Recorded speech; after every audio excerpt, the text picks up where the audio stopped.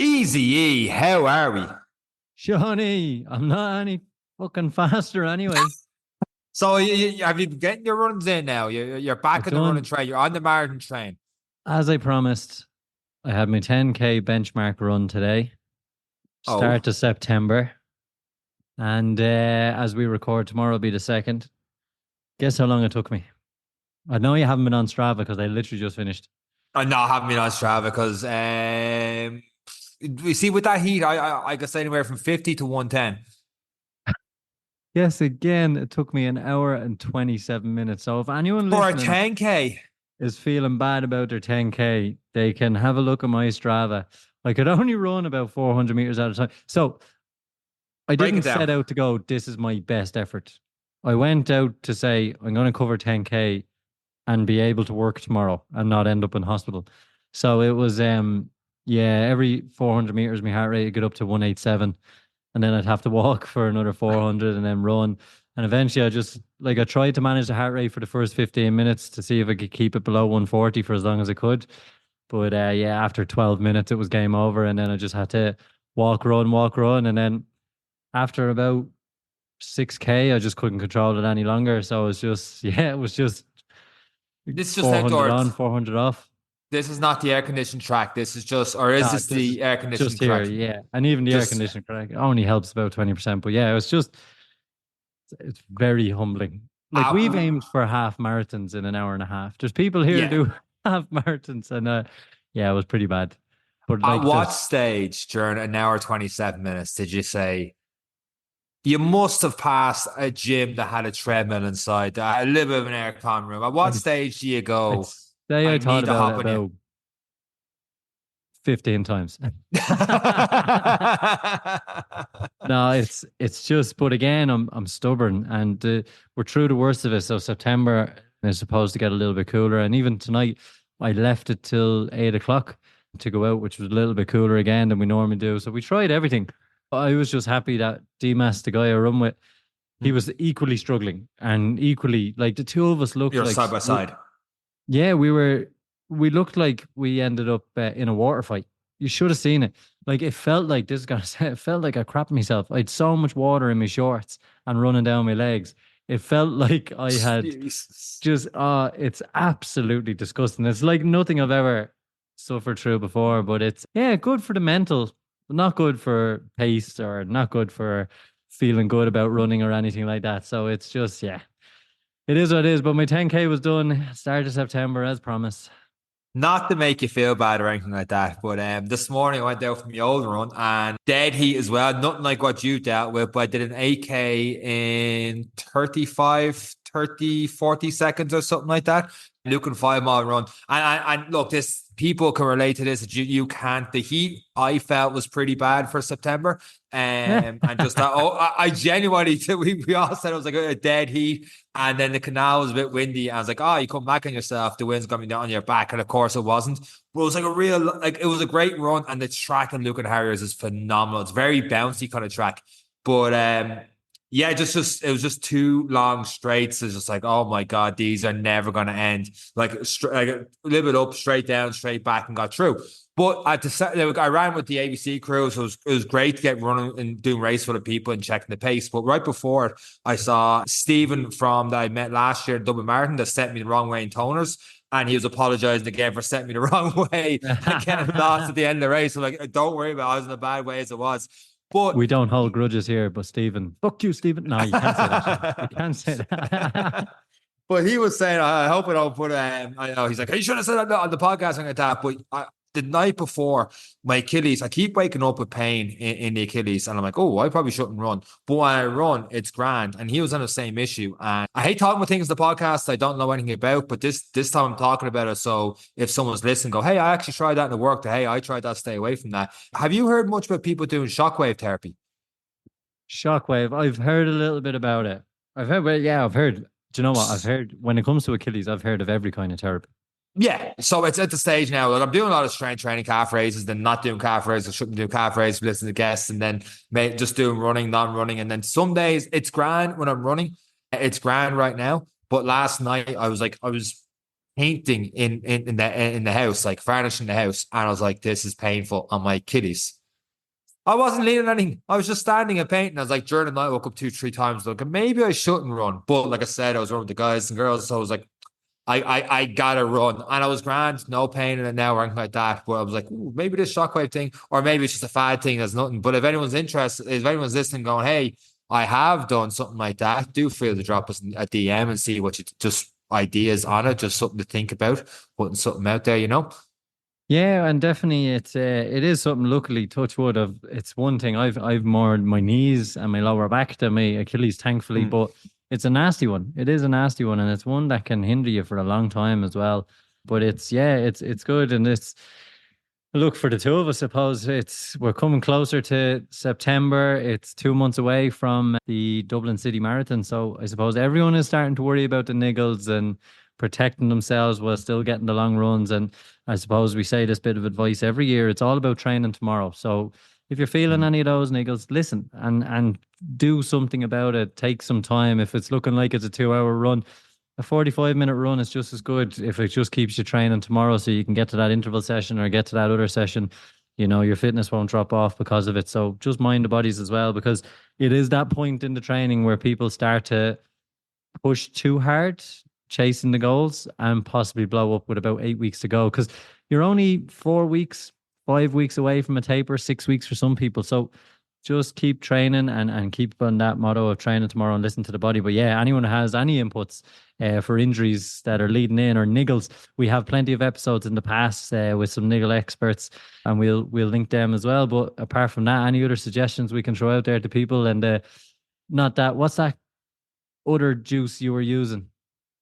Oh, the one time I used it, by the way, the beetroot juice. I've heard more about that since. I have heard more people use that since. The theory is it opens up the blood capillaries or something that makes blood flow a little bit easier to get to the working muscles. I think that's the working theory behind it. Once again, this intro is full of me talking about things I don't know much about, but I think that is it. And I've heard people talk about that. But yeah, the beetroot juice. I say I won't be doing that, but I know if I went to the shop on marathon week and saw like a carton of beetroot juice, I'd be like, fuck it. I'll take it. I don't even know what comes in cartons or not, but I'd be I'd like, yeah, rather I'll just I'd see what rather happens drink a with it. carton of curry sauce now, to be honest. I don't even like beetroot to start. I'm not gonna No, start it's drinking nasty. beetroot juice.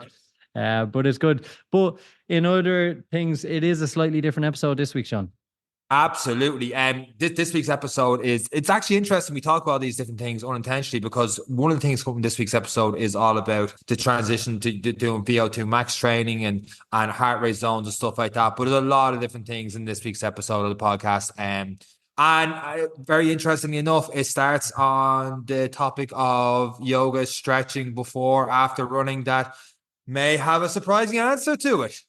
Yeah, and it's one that's just it has nuggets in every corner, and it was good fun, and it's something as well for the ladies out there as well who are thinking of training during pregnancies and stuff. But not to give too much away, I think it's best left to get into this week's episode of the Any Given Run Day podcast. Let's go.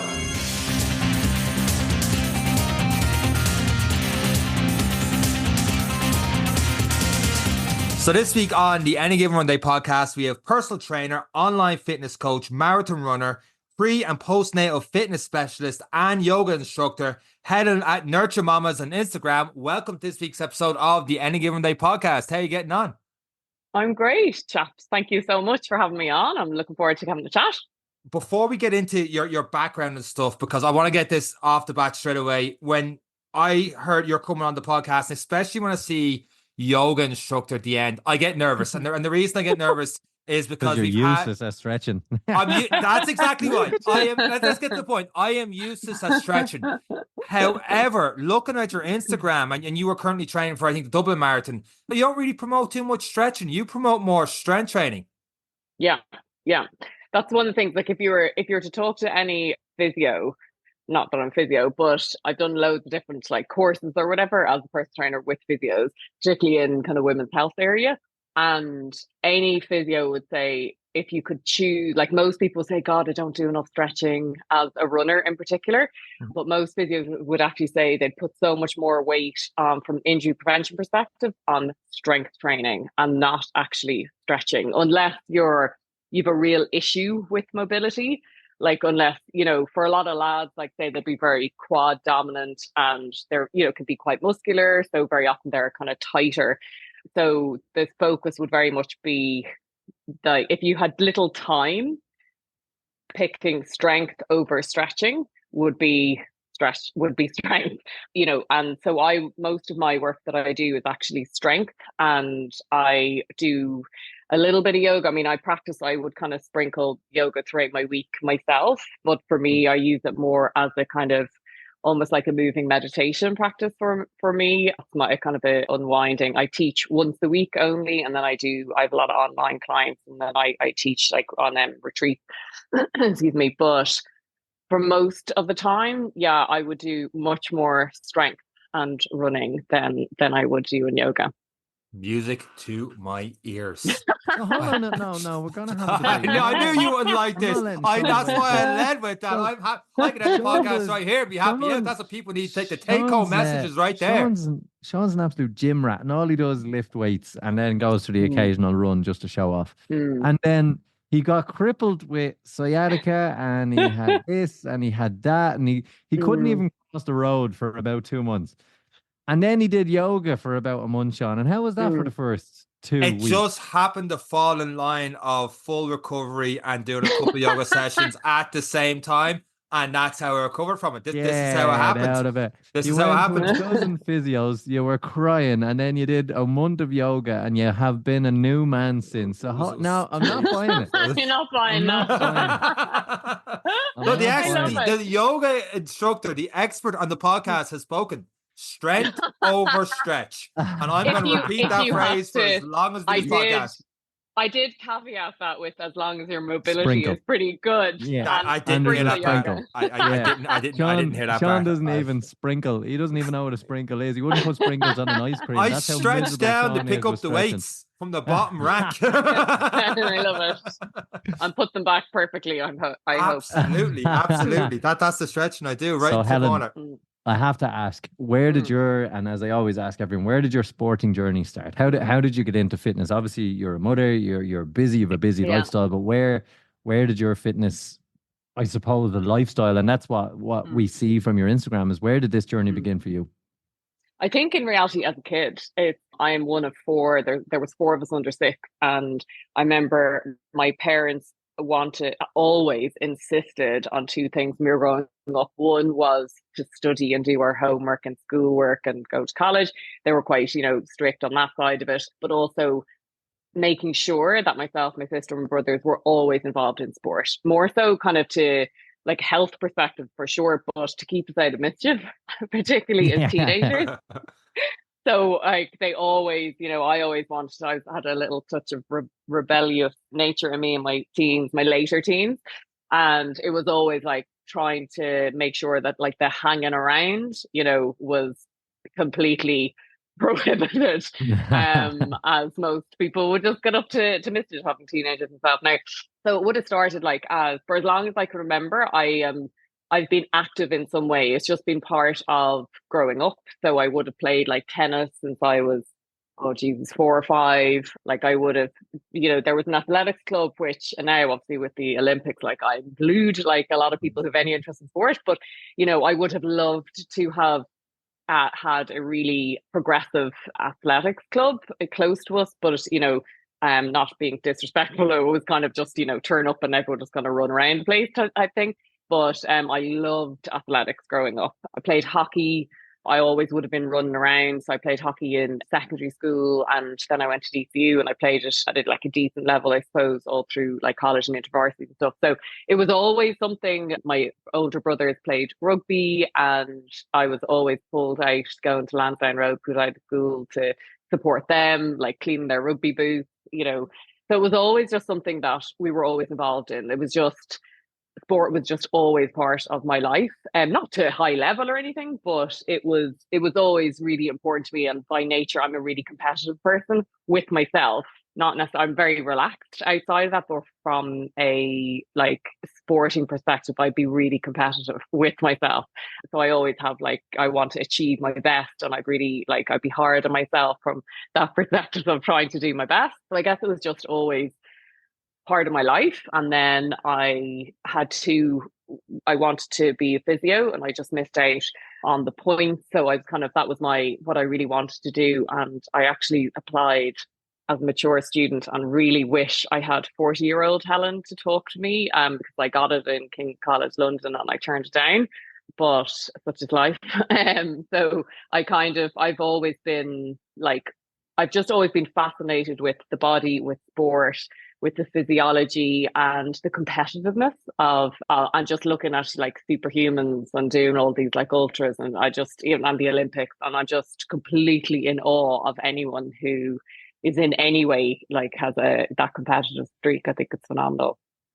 If we can touch on that a little bit, because that's one of the scariest things as a parent, maybe, when your kids are deciding, when they're getting their leaving cert results, I want to be a physio, I'm passionate about sport, I can do great things in this because it's what I'm into, and everyone tells you, do what you love, you'll never work another day. And then you have the point system that says, no, arts, Galway, go. You know, so yeah, 100%. What would 40-year-old Helen be looking at now? And because there are listeners who are probably going to be facing some of this, it might necessarily be physiotherapy, but we are a sports podcast. So what would you say to yourself now? What is the options? For me, always follow what you love, because you ultimately will become whatever successful is for you, always. And I remember, like, I have 3 boys, and even now, like, one of them's doing the junior cert, which I know is completely irrelevant, but not that I'm telling him that. Don't tell him that. He's definitely going to listen to this now. He's already saying to me, he's already effing and blind to go, it's full of shit, like, and I'm just like, shut up, it's really important. And, so I just think it's such a pity. It's such a shit system. I think it's just it doesn't marry up to life at all. Like, I went and I did the corporate, I did marketing and languages in DCU, and, I did really well. I had a corporate career, but always inside of me, I remember looking at somebody, I was working for Irish Distillers like Jameson in London, and there was a girl from HR, and she went off and became a yoga instructor and left the corporate job. And I was just like, I thought it was phenomenal, So, and my sister's a dietitian in London, and she said to me when I was trying to make the decision, she was just like, go in, stop working for a few weeks and go into one of the hospitals. I went into St. George's and look at the work that a physio does. And I was just like, all right, but I don't want to be a physio in a hospital. I want to be out in the community and be sports and the sexy side of physio, I suppose. And ultimately I went in and I was just like, this is not what I would like to do long term, but I understood that it was something that you probably needed to do for, so. But going back to your question, for me, it would be like, for my kids now, I would most definitely encourage them to follow a passion, follow something they're interested in, whatever way. If you wanted to be a doctor and you didn't get the points, do science, do a master's, or go to whatever, another country, and for sure follow it that way. For 100%, but it's funny then, I remember, because my sister would have been friends then with loads of physios in the hospital and stuff, she pointed out to me there very recently, and she was just like, I've done all these different courses and diplomas and trainings over the past 15 years, and she was like, it is highly likely, if you were a physio, you would also be a Pilates instructor, or you would also be a personal trainer, because how many physios do you know who are also personal trainers, and in reality, to get a bit extra cash, I suppose, they would teach physios and develop their own business on the side and that kind of stuff. So I think I have, in a roundabout way, ended up doing what I absolutely love doing, and I don't feel like I'm working when I am now working, and supporting my own clients. And has this become a full-time venture for you now in terms of supporting clients and online? Yeah. So I said, like, I have 3 kids, but in the past, say maybe 3 or 4 years, I would work, like, it's hard to say exactly how many hours I work, but I work around my kids, and it is, I'd have like over 50 clients online that I would train on personal training. And then I do a little bit of pre and postnatal in person and the retreat stuff. So yeah, it's my like full-time job now. Yeah. How scary is it to leave that corporate world, that safety net of the job and that to go into personal training? Because it is a market that's so saturated with average coaches like Sean. But Yeah. it's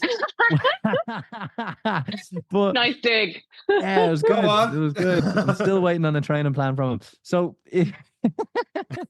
but no, in all seriousness, how scary is it entering that market and going, this is me?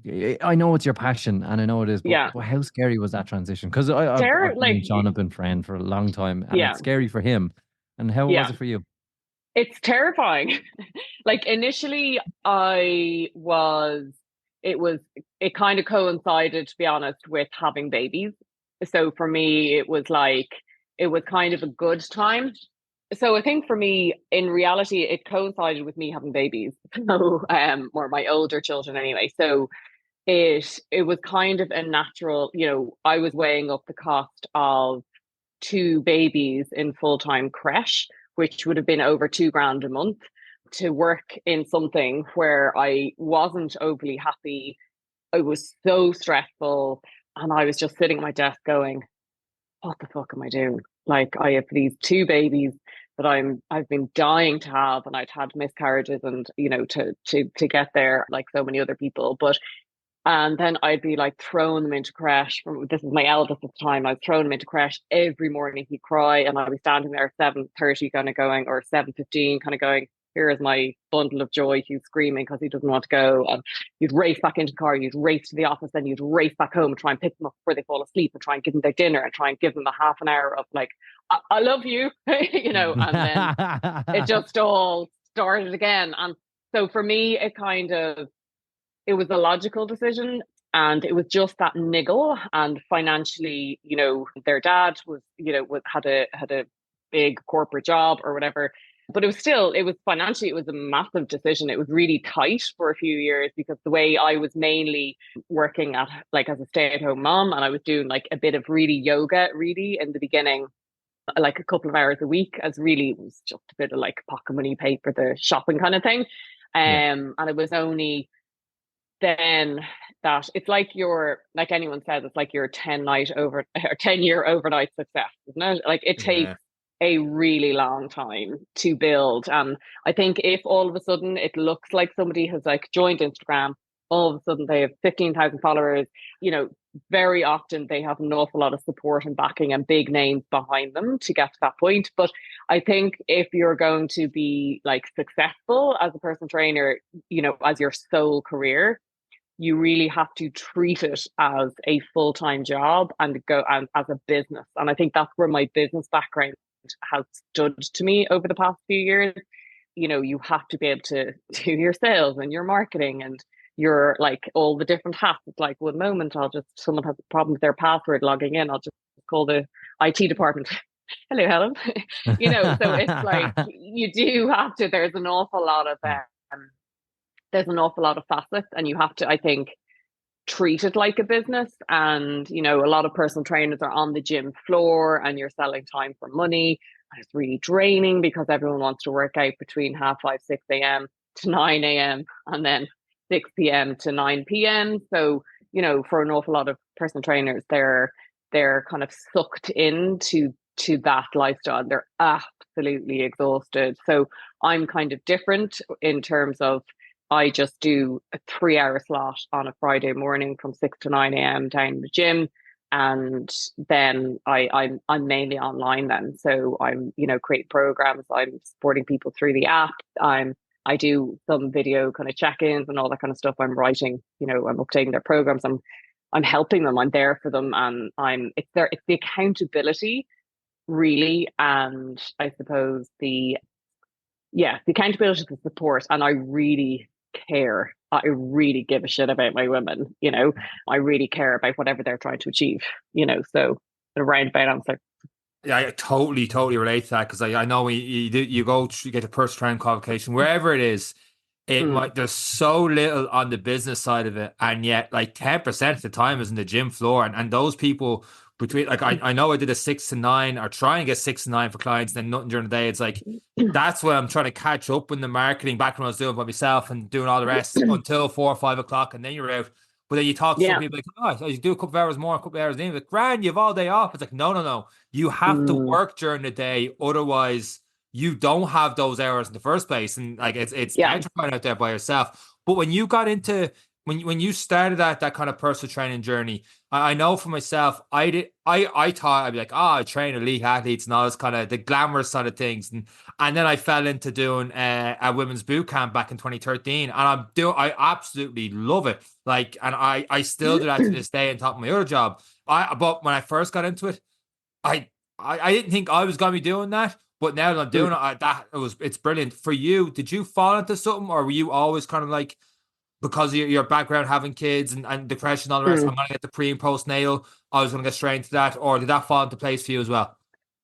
It kind of, my business grew with my clients, I think, when I reflect on it. And it grew with me when I started getting pregnant and having babies. So it was kind of, I've always been into fitness, but so initially I was just doing I was just doing really pregnancy yoga and then active birthing. So working with couples and looking at having more active natural births or whatever through like positioning and yoga and like mindful work and all that kind of crack.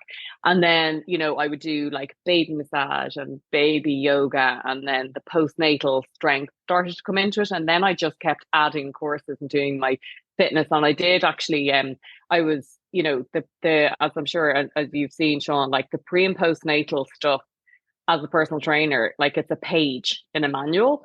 And I remember kind of looking, going, what the fuck? This is Yeah. what? Where is the rest of it? And I did a course through the States because there was nothing I could find that was adequate.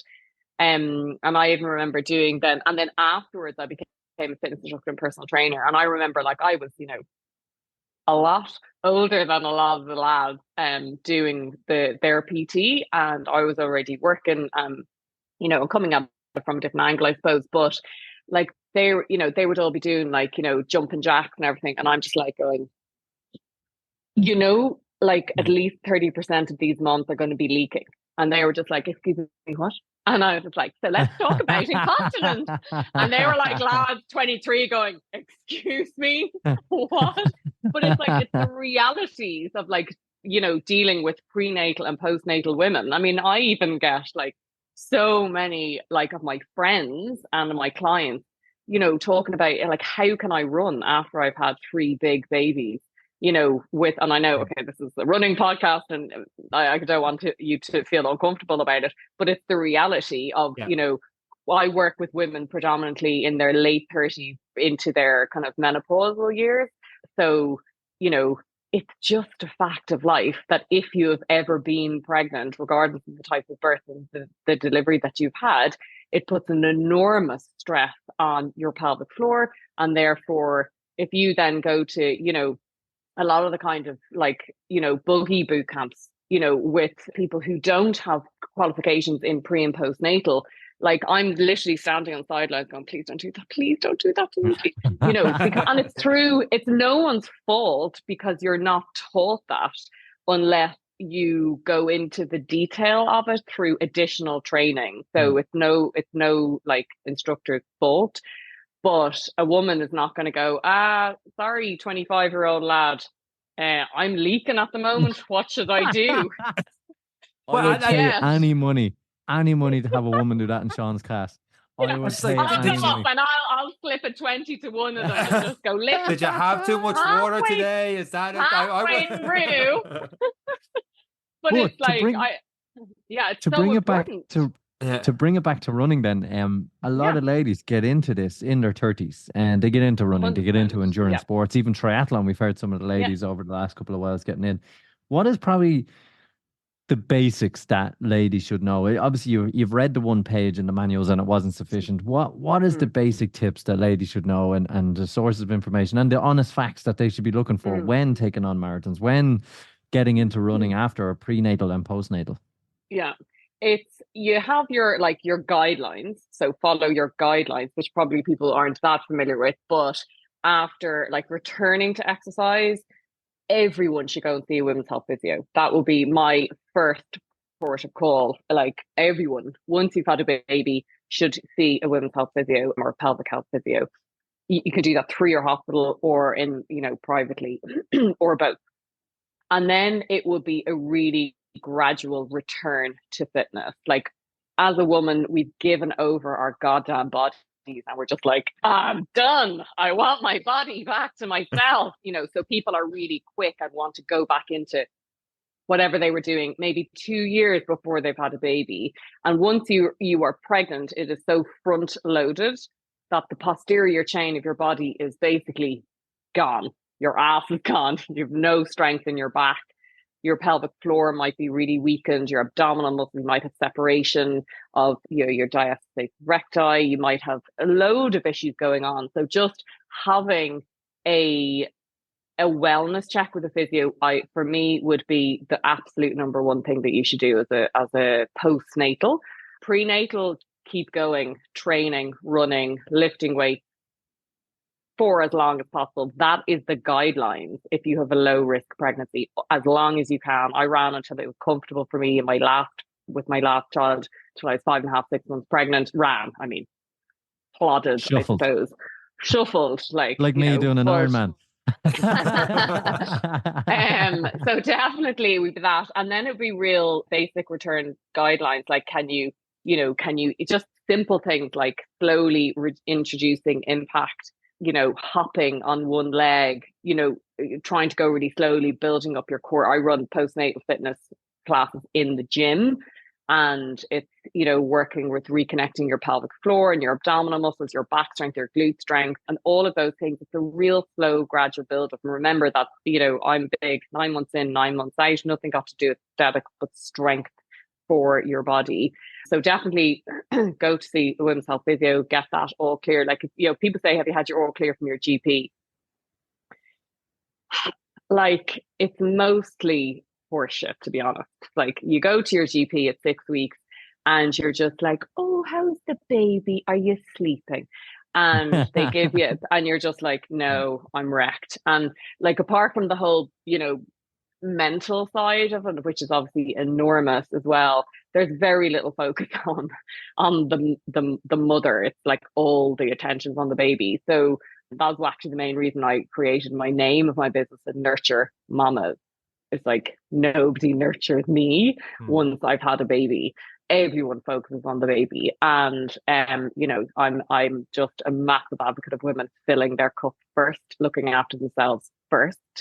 That is not selfish, that you have to do that in order to keep giving and giving to other people, And then your return to guidelines are like, after, going back to classes, after a vaginal birth, after 6 weeks, as long as you feel comfortable, you're not leaking, you're not, experiencing, bleeding or anything, any major symptoms afterwards or prolapse or anything. And a C-section birth will be 12 weeks. So they're just so general. Like, I was back running 5 weeks after I had 3 massive children, but I had them all, actively. I didn't have any drugs. They were like, I was very active and fit during most of my pregnancies and stuff. So I went back running at 5 weeks. That is not the guidelines, but I went back really, really slowly. So it's 12 weeks to return to guidelines. So it's really step by step, build your strength in your body. First of all, take it really slowly. And if there is any sign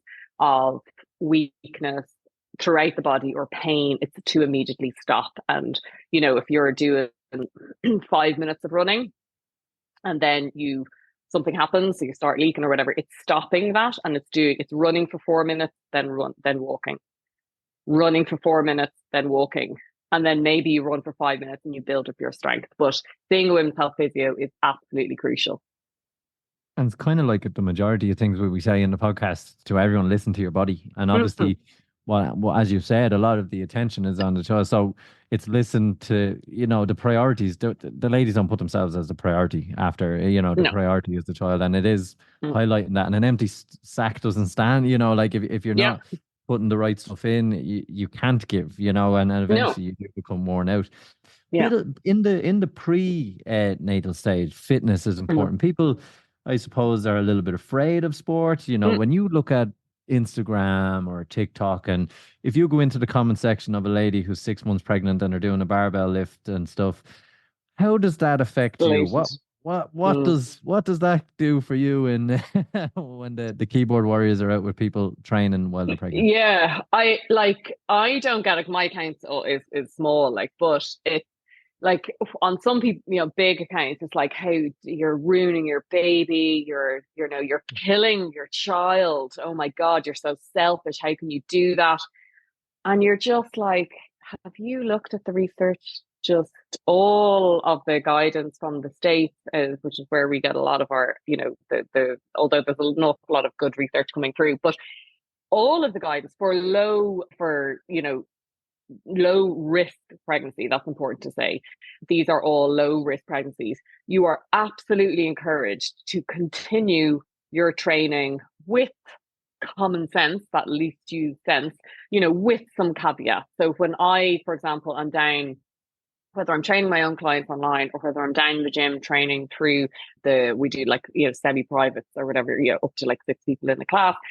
And somebody will kind of edge up to me, come 5 minutes early and say, and the whisper, I'm sure Yeah. you've got that, Sean, as well. And you're Yeah. like, grand, but it's really, as long as they are, taking extra rest, continue doing what you're doing, making sure that they've eaten, like a small but complex, some, bit of protein, carbohydrate beforehand, lots of fluid, continuing to take your time.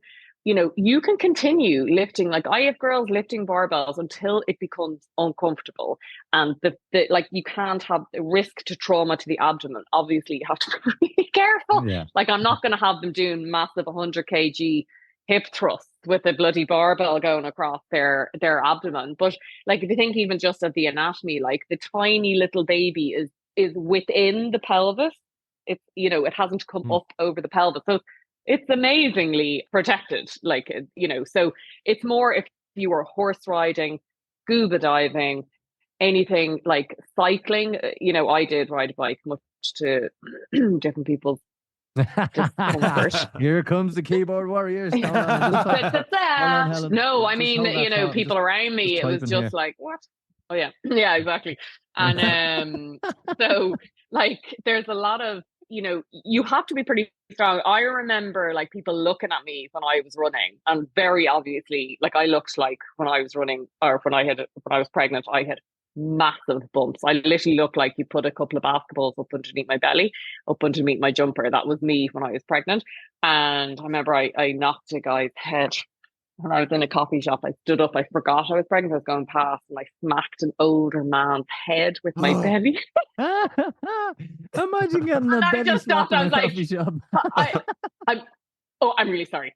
I'm really sorry. But he was like, oh, I mean, he was well into his 60s, if not older. What could But he anyway, say if anything? what could he say? Like, I know. But yeah, so I did get lots of looks going, oh my God. But, so I would say don't go by your heart rate if you normally go by heart rate when you're pregnant, because it will be elevated anyway, just simply by being pregnant. So, but it's common sense, to be honest, with pregnancy, as again, low risk, chat to your doctor, always make sure that there's no, like, if someone was like very overweight or had high blood pressure, I would still absolutely encourage them to be training, but you might just reduce the intensity of it. So the rate of perceived exertion, the RPE, like out of 10 or whatever. So generally when you're pregnant, you're trying to remain between a kind of a 5 to an 8. So kind of, I've run up the stairs, that kind of slightly flushed feeling would be generally where you would stay. But unless, you have any of those risks of trauma, falling, pressure, like scuba diving type thing, it's basically just continue with common sense and, extra rest, like in the gym. Don't go with heavy, perhaps reduce the intensity. But all of the research is it's so good for you. It's so good for baby. You can get fitter during your pregnancy because of the amount of oxygen and stuff in your blood. So, use it to your advantage, keep yourself healthy. Your birth, it's not called labor for nothing. It's not a walk in the park. So, you've that to go through. And then your recovery when you're absolutely wrecked, you're going on like it's amazing. It's absolutely gorgeous, but it's exhausting and you've 2 hours sleep and you're just like, well, so, and it'll help your recovery and definitely give you energy. Probably not best for, probably not particular to the people listening to this podcast, as most people are active, some listen to when they're running. But if someone is listening to this running and they're like, oh, I know someone who's, a couple of months pregnant or whatever, but they don't train, probably not best to start a program during this. So just common sense not being common and all that.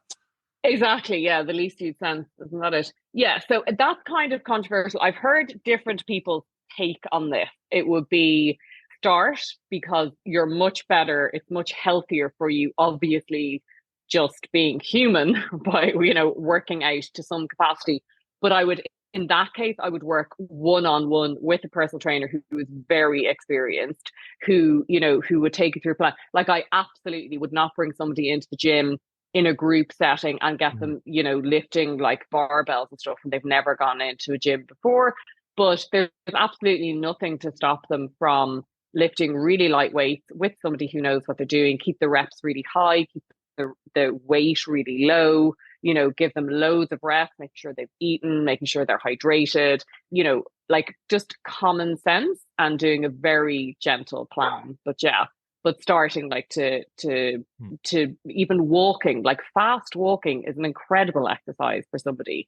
But the guidelines is like 150 minutes of exercise, not movement, exercise per week when you're pregnant. Is there something that when you started this journey and now it's obviously in 2024, there's a big contradiction or something has changed drastically in the last couple? Again, for example, like only in the last 5-6 years, I found online, and even less than that, everyone talks about when it comes to running. Oh, zone 2 is a thing now, and even getting people to go slower is something that's hard to do. And now it's turning a little bit more to more people talking about VO2 max and stuff like that. But is there something in the pregnancy where like this was usually the guideline, but don't do this anymore? It should be more this, or has it been consistent for these last 10-15 years from stuff coming from the States?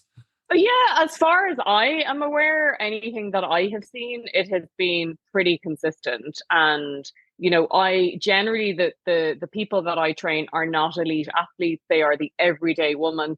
And that's what I was saying earlier, like who has grown with me. So I have generally women who have done their babies, because I said, most of my work is PT now of like, I say normal women. You know what I mean? Like I know you're coming from with that, the gem pop.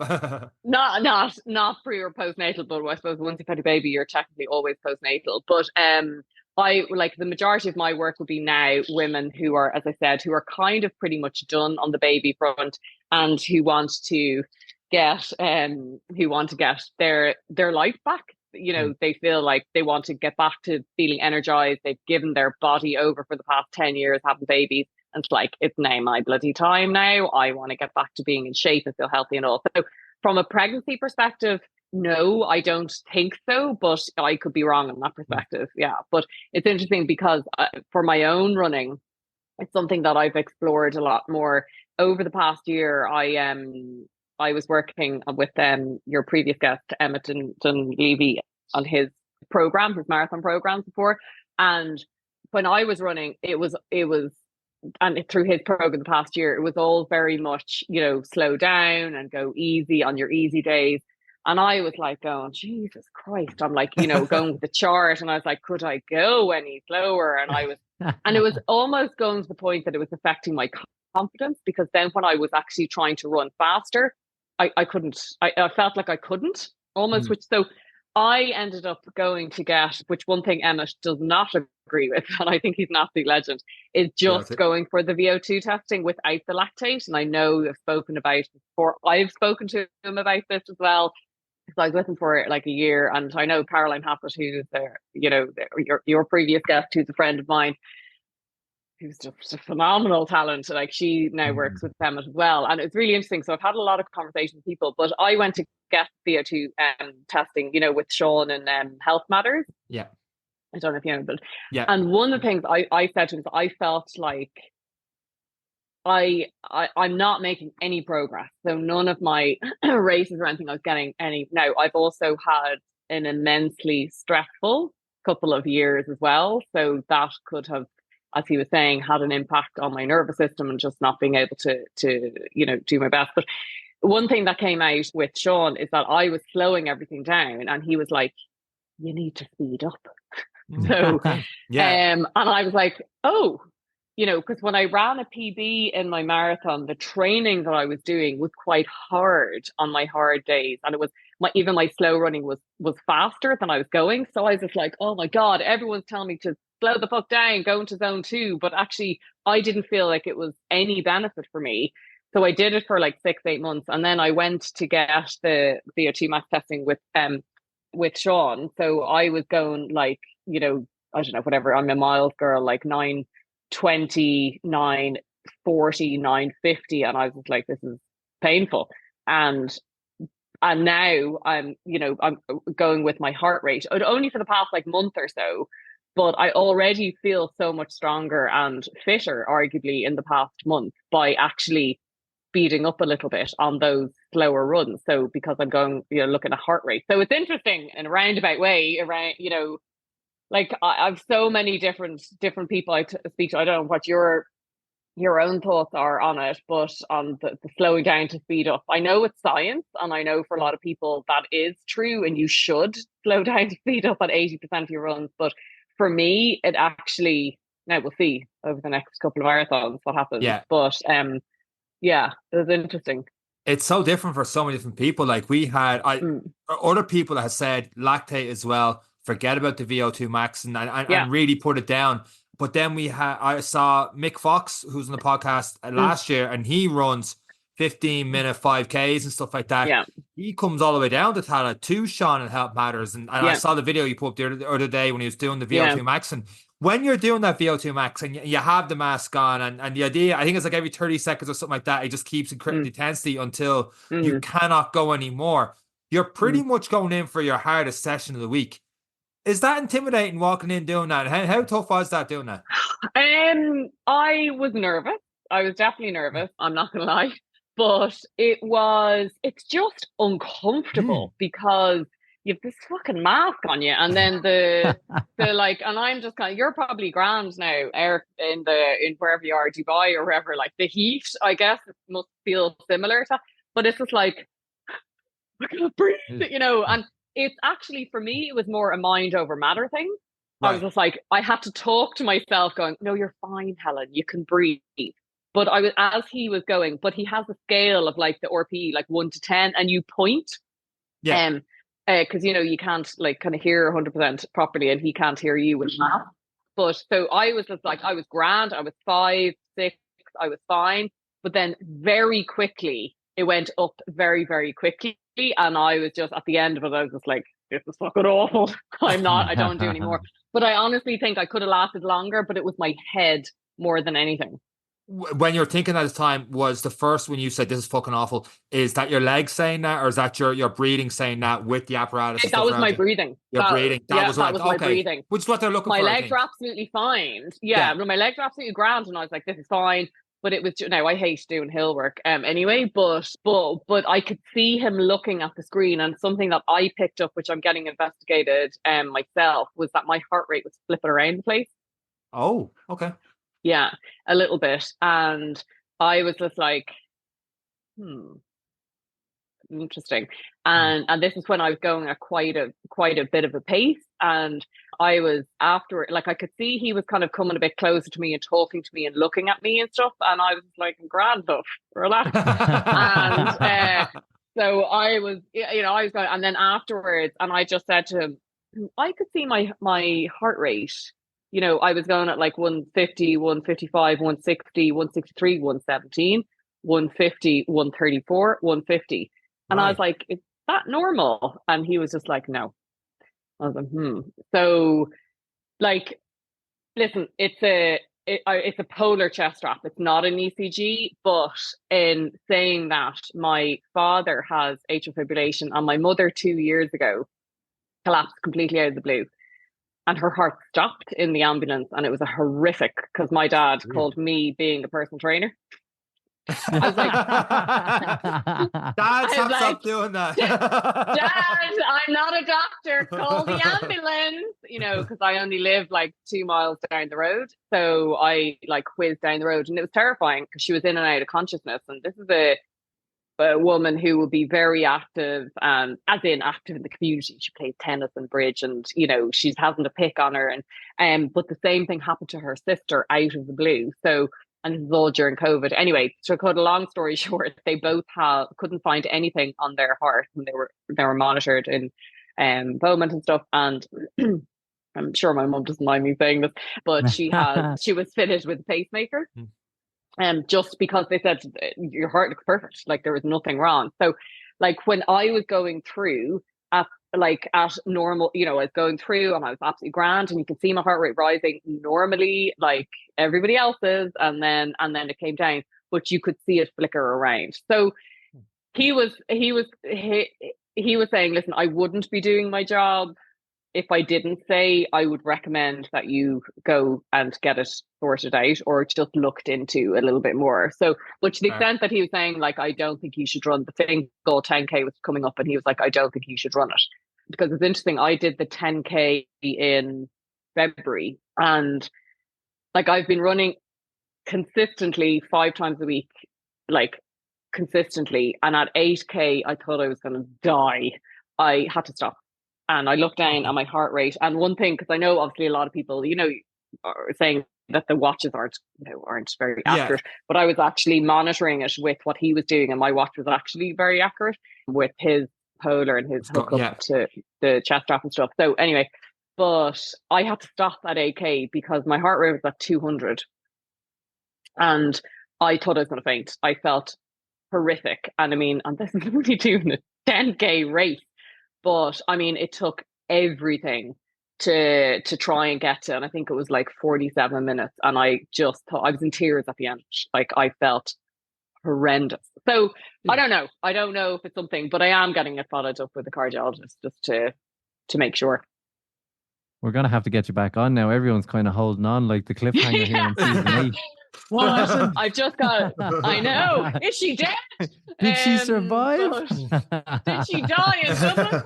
But like it's like I feel completely fine. But it was just when I was at pace, and I'm not talking fast. This is like 7:30 minute miles, which is okay. It's fast enough for me, but like it's not as if I was doing a like 6-minute mile for like half an hour and thing at all. So. But it just didn't reflect my training and where I was. So whether you take into account, I was talking to Emmett afterwards, and he was like, you've been under a significant amount of stress for a long period of time. So that could have a massive impact on your nervous system. And to the extent that all of the training that you're doing, your body might not have actually been able to absorb it. Because I was, at a kind of fight or flight, stressed mode. So I don't know. It's like I certainly feel like absolutely like perfect. I could go out and run for hours. Like I'm doing my long runs at the moment, like you guys I'm sure are, you're 15, 16, 17 miles. I'm like grand. So, but it only feels like when I'm at pace, and feeling like I'm working really hard when I feel uncomfortable. But like, who the hell feels comfortable when they're running at pace, working hard anyway? So I don't know. It's something I'm exploring, and both the GP and actually the Mater private cardiologist fellows. I don't know if you've heard of this Alive Core thing that you can get on the back of your phone, and you can. It's about 150 quid, and it's linked to an app. And you literally put it on the back of your phone, and you put at any point during a run or just during the day, if you feel heart palpitations or anything, you put your fingers on it, and it takes a reading. It's like a little ECG. It takes a reading then and there. It sends it to the app, and you can program to send it into the Mater as well. Wow. Wow. Yeah. So that's just something, if you are concerned about it, it's not going straight into like the doctors in A&E, but they would take like a day or two possibly to respond to you. But what he said to me is, my appointment is like October, and I was like, deadly. The It's training will be only done by then, And hopefully. I was like, I'll be hopefully done by then. But again, I'm not expecting, like, I'm going for a stress test. And a client of mine recently had a stress test as well. So it'll be interesting. So, like, I'm seeing it as, when I walked into my GP and I said to her, and she was like, she's kind of my friend as well. She's like, if you have a fucking heart condition, we're all fucked, I was like, because I suppose I'd be relatively fit, I guess, and I certainly, my lifestyle is very healthy for most of the time, I guess. So, from that perspective, who knows? But it's just something to explore, to be on the safer side of anything, because you can be really super fit, but if there's an issue with the electrics in your heart, that's nothing got to do really with your fitness. It's the it's the electrical signals in your heart. So it's something to just keep an eye on.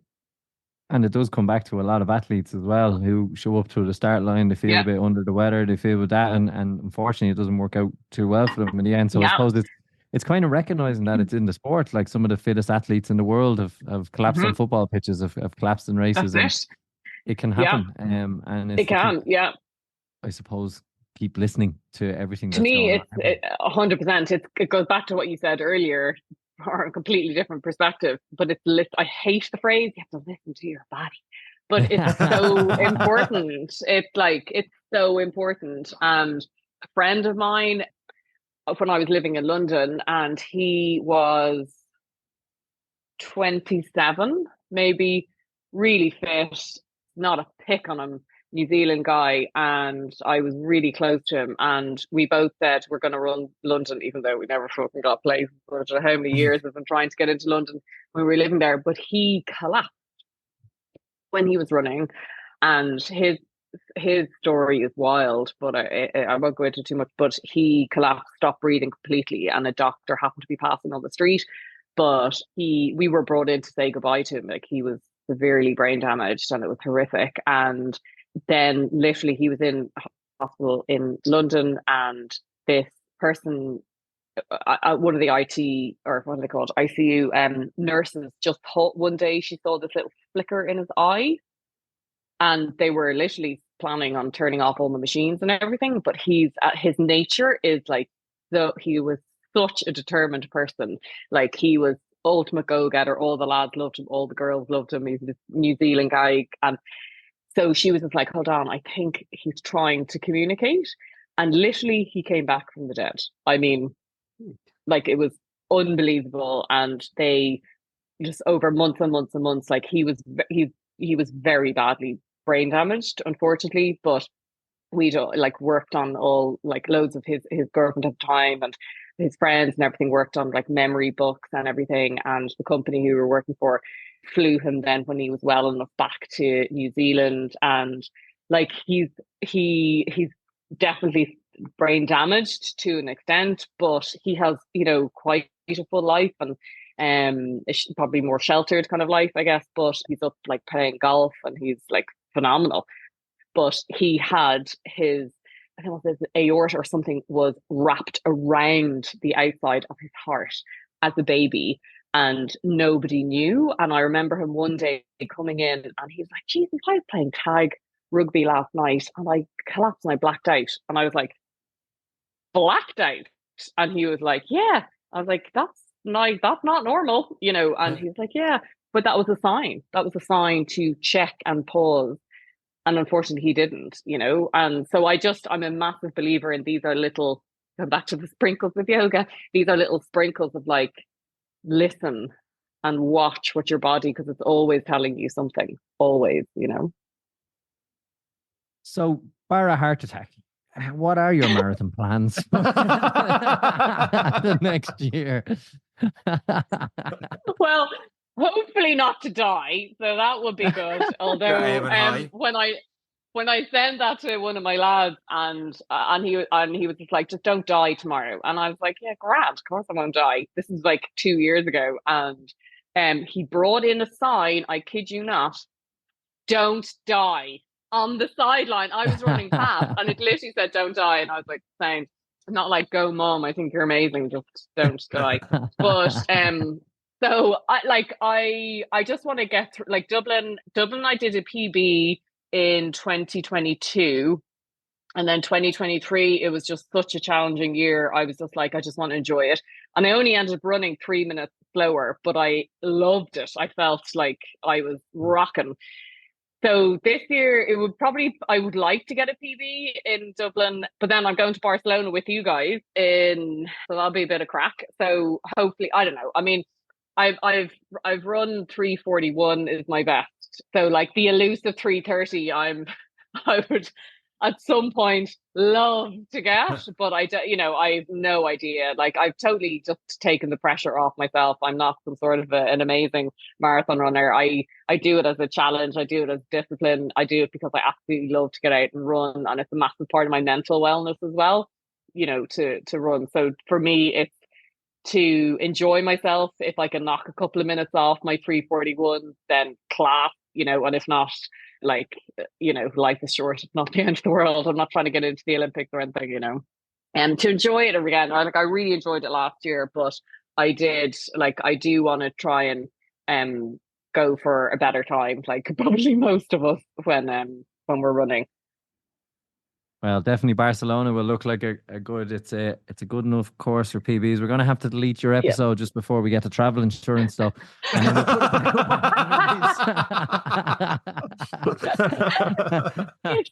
She's the one who's going to die. It's like, stop talking about dying, Helen. But without the so fear nervous of doing that now. dying, we'll move into it as well, and keeping it on the lady side of the house, I suppose, and you're a good advocate for women getting involved in sport and getting involved in running for mental and physical health. What advice do you have for ladies who are thinking of running their first marathon this Dublin? It's always a good topic for us, and who are thinking of taking those first steps for the first 10K, 5K, or even just getting involved in the endurance game. Prioritize yourself. And that might sound a bit weird, but for a lot of women who have a lot of other stuff on in their life, there's particularly if they have children, just because the women that I tend to coach, it's commit to it for you, prioritize yourself, prioritize your training. Don't feel guilty about it. Like, trying to find time when your time is being pulled by work, by commitments, by home, by children, by, everything else. It will be prioritize yourself. I know that might sound kind of selfish maybe to some, but you have to, I think, as a really busy woman, enjoy it, fuel properly, fuel your body correctly. I know we didn't touch on nutrition at all really, but that's a massive part of it. Make sure you understand that, like, I think if anyone is like over 35 probably and a woman, they see carbohydrates as evil and as, oh no, I'm going to put on weight, when in reality carbohydrates is what is going to fuel your runs. So it's just so hugely important to fuel adequately, get some advice, work with somebody, or just to like go on Instagram or whatever. There's so much information around. But yeah, fuel correctly, prioritize your training, get as much rest as you can, which is obviously hard. And again, listen to your gut, listen to your body. If you're mentally exhausted, or like, do a gentle session as opposed to really pressing yourself. Like, enjoy it. Try and get someone else in on, if get a friend in or meet somebody to make your for the accountability to get out, because it's hard, like, as we all know. But yeah, just enjoy it and don't be afraid to really fuel properly. That would be one of the Olympic British swimming, I'm not sure they were the rowing team. I don't know if you saw a clip in BBC was having oats move boats. Like, move boats. I like that. Very goddamn true. It's like, particularly, it's women. It's like, oh, we have to be like skinny, and I'm like, no, you have to be strong. You have to be fueled. You have to be athletic. You have to, the strong over skinny kind of thing. It's like, fuel yourself adequately, and yeah, enjoy it and do something for yourself. Helen, someone might have listened to you just there talk about that and just be like, well, it's a little bit easy for her because she sounds very motivated. You have a particular word used for when you hear about motivation on your Instagram. It's a very technical word. I'm not too sure I'm going to pronounce it right. Horseshit. Horseshit. Motivation Yeah. is horseshit. Motivation is What do you mean by horseshit.